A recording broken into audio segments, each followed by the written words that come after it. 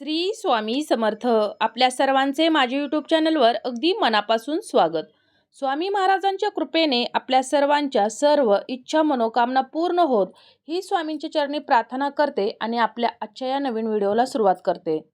प्रत्येक जण आपल्या घरामध्ये सुख समृद्धी टिकावी, आपल्या घराची भरभराट व्हावी, आपल्या मुलांची भरभराट व्हावी, त्यांची प्रगती व्हावी यासाठी प्रयत्न करत असतो, मेहनत करत असतो, कष्ट करत असतो. परंतु अशा काही गोष्टी असतात जेणेकरून घरामध्ये आपल्या सतत वादविवाद होणं, कलह असणं किंवा आजारपण असणं, ग्रहदोष, वास्तुदोष, नजरबाधा किंवा एखाद्यानं करणीबाधा केलेली असते, मुलांच्या विवाहामध्ये सतत अडथळे येत असतील, संतान प्राप्ती होत नसेल, पुत्रप्राप्ती होत नसेल, अशा काही ना काही अडचणी असतात. मुलांच्या पतीच्या प्रगतीमध्ये सतत अडथळे येत असतात, संकट येत असतात. असे ज्या काही अडचणी असतात त्यासाठी आपण अनेक उपाय करतो, अनेक सेवा करतो. परंतु कितीही उपाय केले, कितीही सेवा केल्या तरी देखील आपल्यावरची ही संकट विघ्न टळत नाहीत. यासाठी जर काही तुम्ही विशिष्ट तिथीला जर काही उपाय, काही जर सेवा केल्या तर त्याचा आपल्याला निश्चित फायदा होतो. आपल्यावरची ही सर्व संकट विघ्न दूर होण्यास मदत होते.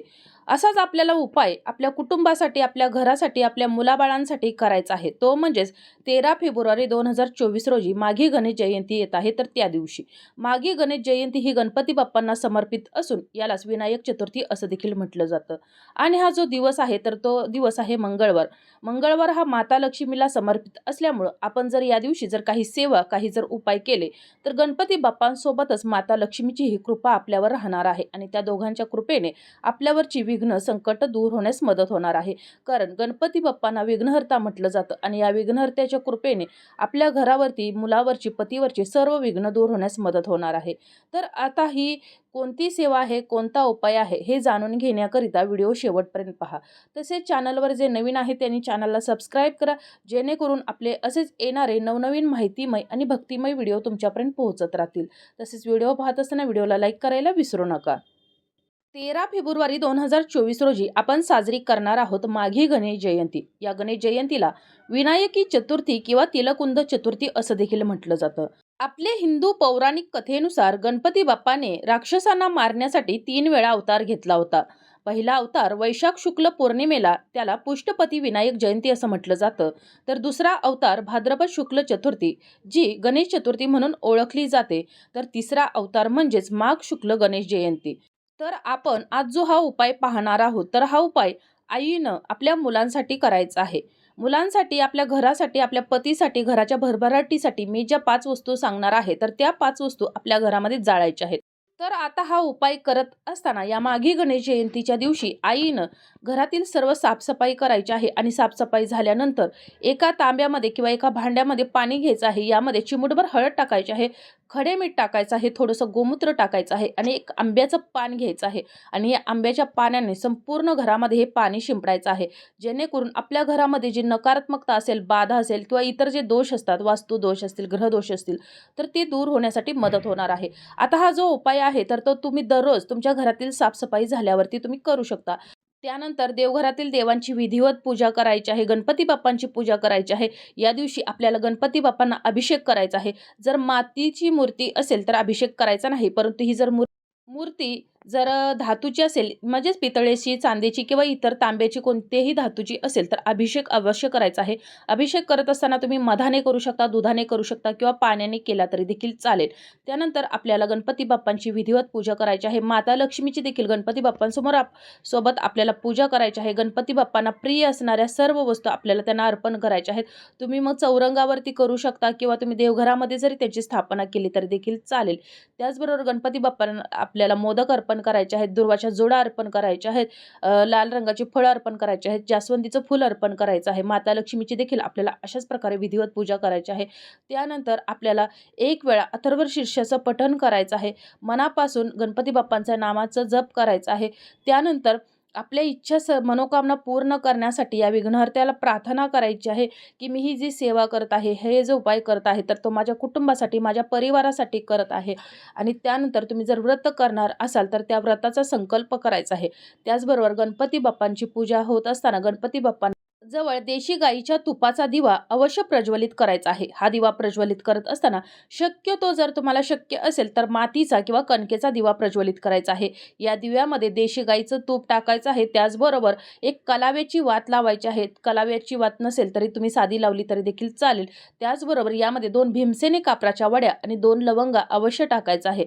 आणि अशा प्रकारे हा जो दिवा प्रज्वलित केलेला आहे, तर हा दिवसभर दिवा विझू द्यायचा नाही. दिवसभर आपल्याला यामध्ये देशी गाईचं तूप टाकत राहायचं आहे आणि दिवसभर हा दिवा आपल्याला चालू ठेवायचा आहे.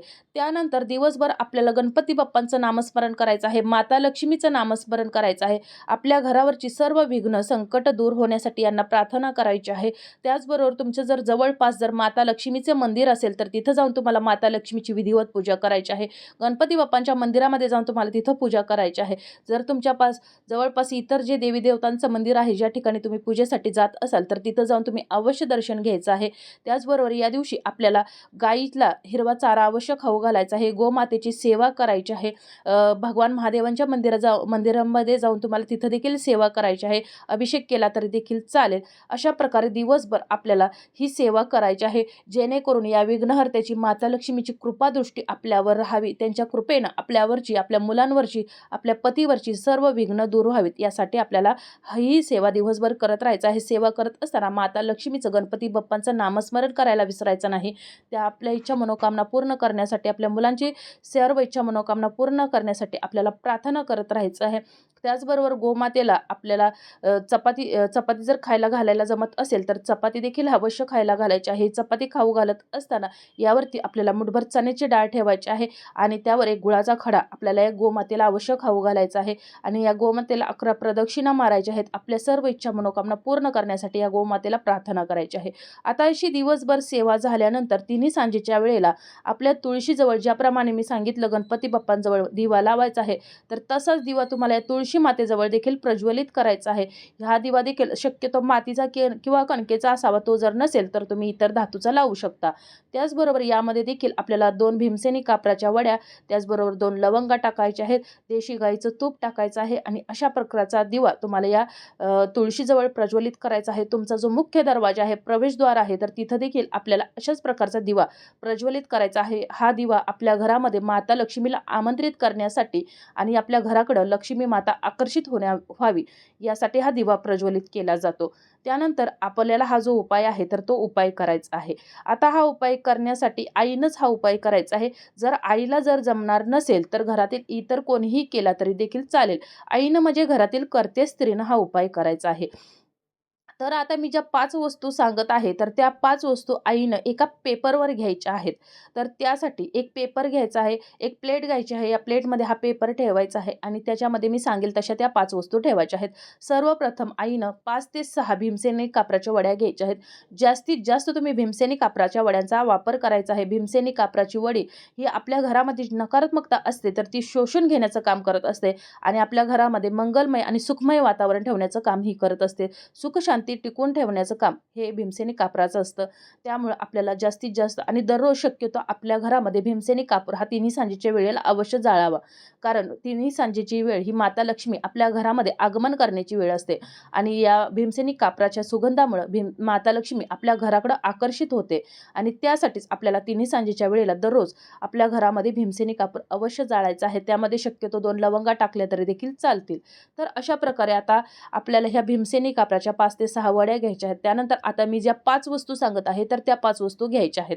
तर त्यातील पहिली जी वस्तू आहे तर ती म्हणजे पिवळ्या रंगाची जी मोहरी असते आपल्या स्वयंपाकघरामध्ये मसाल्याच्या डब्यामध्ये, तर ती आपल्याला ओंजळभर घ्यायची आहे. त्याच्यावरती आपल्याला खडे मीठ घ्यायचं आहे. आता हे खडे मीठ घेत असताना तुम्ही बारीक मीठ घ्यायचं नाही, तर खडे मीठ तुम्हाला यासाठी घरामध्ये आणून ठेवायचं आहे आणि दर शनिवारी किंवा अशा विशिष्ट तिथीला आपण हा उपाय करत असताना या खड्या मिठाचा वापर आपल्याला अवश्य करायचा आहे. त्याच्यावरती आपल्याला एक ओंजळभर खडं मीठ टाकायचं आहे. आपल्याला 2 ते 3 तमालपत्राची पानं ठेवायची आहेत. आपल्याला 4 लवंगा ठेवायच्या आहेत, म्हणजेच 2-2 लवंगाच्या जुड्या ठेवायच्या आहेत. आता या झाल्या वस्तू 3, म्हणजेच पिवळी मोहरी, खडे मीठ, तमालपत्र आणि लवंगा ह्या वस्तू झाल्या 4. तर आता जी 5वी वस्तू आहे तर ती म्हणजे काळे तीळ. तर हे काळे तीळ देखील आपल्याला यामध्ये टाकायचे आहेत. अशा या 5 वस्तू आपल्याला या पेपरवरती घ्यायच्या आहेत. ही प्लेटमध्ये ठेवायची आहे आणि याच्यावरती आपल्याला चिमूटभर हळद देखील टाकायची आहे आणि ह्या वस्तू घेऊन आईनं किंवा घरातील कर्त्या स्त्रीनं आपल्या देवघरासमोर बसायचं आहे. देवघरासमोर बसून एक वेळा उजव्या हातामध्ये ही प्लेट धरायची आहे आणि एक वेळा अथर्व शीर्षाचं पठण करायचं आहे.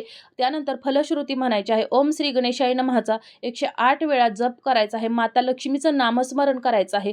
ही जी वस्तू आहे, या ज्या वस्तू आपण घेतलेल्या आहेत, तर या वस्तू आपल्याला अभिमंत्रित करायच्या आहेत आणि आपल्या मुलांच्या प्रगतीसाठी, पतीच्या प्रगतीसाठी, आपल्या घरासाठी जी काही तुमच्या घरामध्ये विघ्न आहेत, अडचणी आहेत, मुलांचे विवाह ठरत नसेल, संतानबाधा असेल, संतान होत नसेल किंवा विघ्न असतील, काही जे तुमच्या मनामध्ये असेल ते तुम्ही सर्व काही इथं डोळे झाकून अगदी मनापासून आणि श्रद्धेने बोलायचं आहे. या विघ्नहर्त्याला माता लक्ष्मीला आपल्याला प्रार्थना करायची आहे आणि त्यानंतर या ज्या वस्तू जाळायच्या आहेत आणि यानंतर जाळल्यानंतर आपण गणपती बाप्पा आणि माता लक्ष्मीला ज्याप्रमाणे आपण लहान मुलांना ओवाळतो किंवा आपण देवाला ओवाळतो, तर त्याप्रमाणे या ताटाने या देवांना आपल्याला याच प्लेटनं ओवाळायचं आहे. या अभिमंत्रित करायच्या आहेत आणि अभिमंत्रित झाल्यानंतर देवाने या प्लेटनं ओवाळून झाल्यानंतर आपल्या संपूर्ण घरामध्ये ही प्लेट फिरवायची आहे.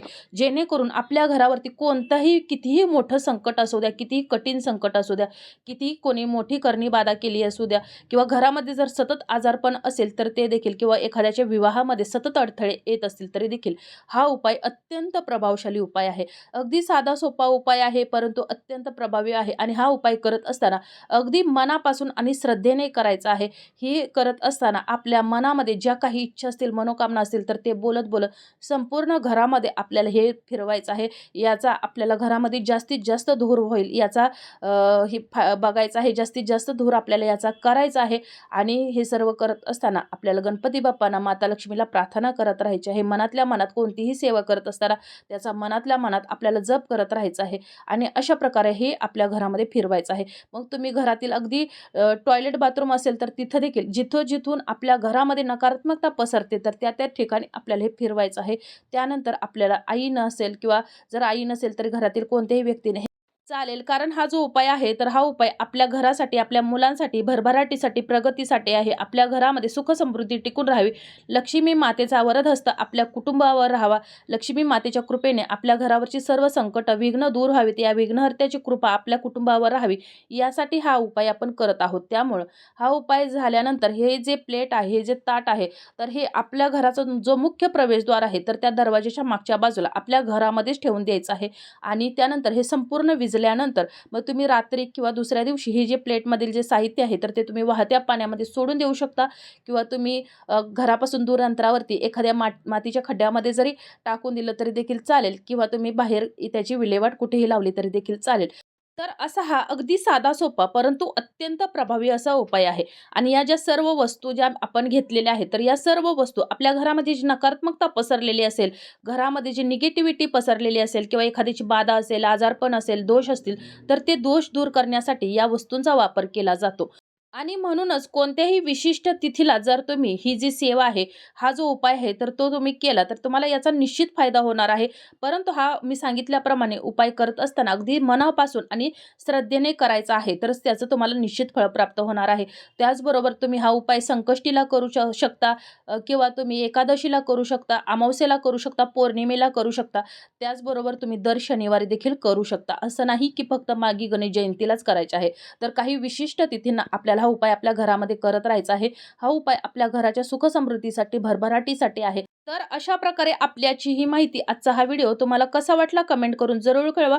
जर तुमच्या काही समस्या असतील, अडचणी असतील तर त्या देखील तुम्ही मला कमेंटमध्ये विचारू शकता. तुम्हाला जर ही माहिती आवडली असेल तर हा व्हिडिओ जास्तीत जास्त शेअर करा. त्याचबरोबर चॅनलवर जे नवीन आहेत त्यांनी चॅनलला सबस्क्राईब करा, जेणेकरून आपले असेच नवनवीन येणारे माहितीमय आणि भक्तिमय व्हिडिओ तुमच्यापर्यंत पोहोचत राहतील. व्हिडिओ आवडला असेल तर व्हिडिओला लाईक नक्की करा. लवकरच भेटू अशाच एका नवीन माहितीमय आणि भक्तिमय व्हिडिओसोबत.